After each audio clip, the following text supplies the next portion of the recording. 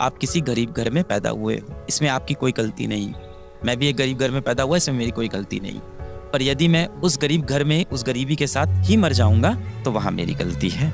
मैंने जीवन में कुछ नहीं किया। आप नहीं चाहते बेटा कि जिस दिन आप 25 साल के 26 साल के हो उस टाइम आपकी माताश्री अच्छे कपड़े पहने, उस दिन आपकी माताश्री एक अच्छी गाड़ी से चले, अच्छे सुख सुविधा उनको मिले, घर में आप एक इन्वर्टर लगवा पाओ कम से कम अपने, कि लाइट जाए तो पंखा चल पाए, माताश्री आपकी गर्मी में ना बैठे। आप अपने पिताजी के लिए एक बेल्ट खरीद पाओ, क्योंकि वो बिना बेल्ट के कई बार आपने देखा होगा पैंट ऐसे ही पहन लेते हैं, एक बेल्ट तक नहीं खरीदते अपने लिए। मैंने ऐसे बापों को देखा है जो रस्सी बांध लेते हैं पैंट में, बेल्ट की जगह, कि कोई बात नहीं, और उसके ऊपर शर्ट से ऐसे ढक लेते हैं किसी को दिखाई ना पड़े। अब आप उस उम्र के हो गए हो कि माँ बाप आपको अब थप्पड़ नहीं मारते, अब ताने देते हैं। इसका मतलब अब समय आ गया है कि आपको अपने जिंदगी की बागडोर खुद से संभालनी होगी। अगर बेटा आपको लग रहा है ना कि आपकी जिंदगी बदलने के लिए कोई एक व्यक्ति आएगा, कोई एक समय आएगा, कुछ ऐसा होगा कि आपकी जिंदगी बदल जाएगी, तो आप इस दुनिया के सबसे बड़े मूर्ख हो।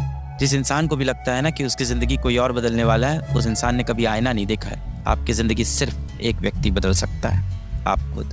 शीशे के सामने खड़े होना इस सेशन के बाद जाके, खुद से सवाल करना कि आपके जीवन का कंट्रोल किसके पास है। खुद से सवाल करना कि 24 साल की उम्र में आप अपने घर वालों को सुख सुविधा देना चाहते हो, या 24 साल की उम्र में आप फिर से इन्हीं कंपटीशन में फंसे रहना चाहते हो। ये सेशन खत्म होने के बाद आज आप फिर से अपना टाइम t=0 लगाएंगे, अपनी ज़िंदगी को फिर से शुरू करेंगे। आपके अतीत में जो गलतियां हुई उनको अब आगे नहीं दोहराएंगे, और अतीत के बोझ को लेके हम आगे नहीं बढ़ेंगे, क्योंकि मोबाइल का इस्तेमाल नहीं करना है। कलयुग के जो शैतान हैं इनसे दूर होना है। रात को समय पे सोने की कोशिश करनी है। यदि आप देर रात तक पढ़ाई करते हैं तो वो सही है, क्योंकि इस जिंदगी में सबसे ऊपर कर्म है। अगर कर्म कर रहे हो अपना तब तो कोई दिक्कत नहीं, पर कोई ऐसी वैसी आप चीजें कर रहे हो जिससे आपका समय खराब हो रहा है तो वो नहीं करना है। अगर आपका पढ़ने में मन नहीं लगता तो आप अकेले नहीं हैं।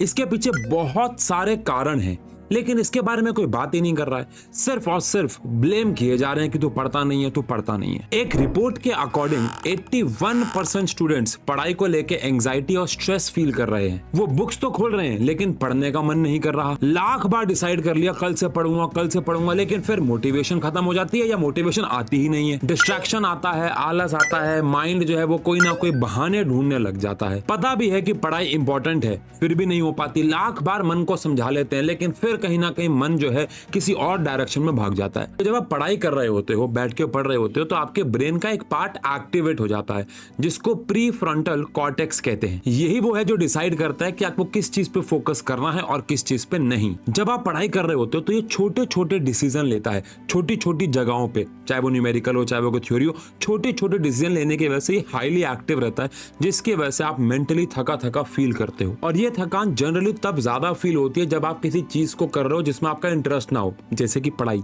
और आपका ब्रेन ओवरवेल्म्ड हो जाता है और फोकस हटना शुरू हो जाता है। और बड़ी प्यारी बात बताऊं, ये चीज सबके साथ होती है। जी हाँ, टॉपर्स के साथ भी। लेकिन उसके बावजूद भी वो पढ़ कैसे पाते हैं बताऊं? क्योंकि उनकी लाइफ में उनका एम बहुत पक्का होता है, या कह लो ट्रू एम।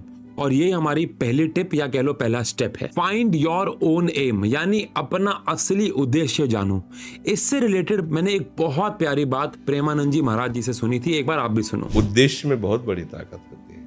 हर कष्ट सहते हुए अपने उद्देश्य की पूर्ति में कदम नहीं लड़खड़ाते, जिसका उद्देश्य बन जाता है। शफल योर टास्क, इसका क्या मतलब है? आपको एक सिंपल सी चीज करनी है। जब भी आप पढ़ते टाइम बोर हो रहे हो, बस अपने आप सब्जेक्ट्स को शफल कर लीजिए। एग्जांपल के तौर पे अगर आप मैथ्स पढ़ रहे हो और आपको मैथ्स पढ़ते हुए कहीं पे बोरियत से फील हो रही है, तो आप उसी वक्त उसे बंद करो, 5 मिनट का चाहे गैप ले लो और साइंस को पढ़ना शुरू कर दो। ऐसे ही वाइस वर्सा, मतलब आप अपने सब्जेक्ट्स को शफल कर सकते हो, अपने टास्क को शफल कर सकते हो। कभी भी आप बोर फील कर रहे हो तो फील हो कि यार अब मेरा पढ़ने का पूरे दिन में सबसे बेस्ट समय आ गया, मैं बहुत ज्यादा अच्छा फील कर रहा हूँ, तब पढ़ो। ऐसा नहीं है कि रोज फिक्स टाइम पे पढ़ना है, बहुत मोनोटोनस से लाइफ हो जाएगी, जल्दी बोर हो जाओगे। और इसके बाद मुझे आपको सिर्फ एक लास्ट टिप देनी है, जो कि आपकी पढ़ाई से नहीं, आपकी लाइफ की ओवरऑल अप्रोच से कनेक्टेड है। और इस अप्रोच को कहते हैं जस्ट डू इट अप्रोच। कई बार लाइफ में बहुत कुछ सॉर्टेड होता है, लेकिन फिर भी हम कुछ कर नहीं पाते। हजारों प्रॉब्लम्स माइंड में आती हैं और कुछ नई चीजें क्रिएट कर देती हैं, जिनमें से कुछ तो रियलिटी में एग्जिस्ट भी नहीं करती हैं। फिर हम उन प्रॉब्लम्स को दिमाग में बढ़ा चढ़ाकर सोचते हैं, देन लास्ट में खुद से ही गिव अप कर देते हैं। अब जस्ट डू इट अप्रोच क्या कहती है?